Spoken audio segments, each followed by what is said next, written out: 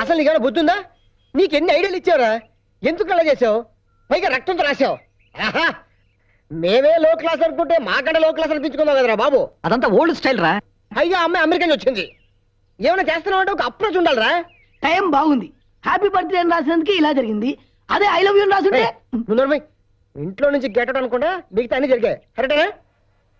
మనసులో పెట్టుకో, కడిగే. అయినా ఆ రోజు ఏం చెప్పాడు? ఏ క్లాస్ అమ్మాయి దొరకడం కష్టం అన్నాడు కదా. ఎవడండి? అదేంటది? అను ఇచ్చింది. ఓహో, అరే ఇప్పి చూడరా, ఇప్పి చూడు. ఏంటది? ఏమో ఒరే బాలు, ఇందులో అది లెటర్ ఉందిరా.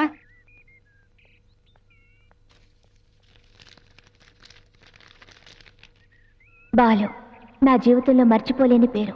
ఎందుకంటే నేను బ్రతుకున్న ప్రతి క్షణం నువ్వు ప్రసాదించింది. ఎదుట వాళ్ల కోసం బాధపడే నీకు ఎవరు తోడు లేకపోవడం నాకు బాధగా ఉంది. నువ్వు మంచి క్రికెట్ ప్లేయర్ అని విన్నాను. ఎందుచేతనో ఈ మధ్య దాని మీద కాన్సన్ట్రేషన్ చేయలేకపోతున్నావట. తిరిగి నువ్వు కాన్సన్ట్రేట్ చేసి మంచి క్రికెట్ ప్లేయర్వి కావాలి. ఎందుకంటే ప్రతి మనిషికి ఒక లక్ష్యం ఉండాలి.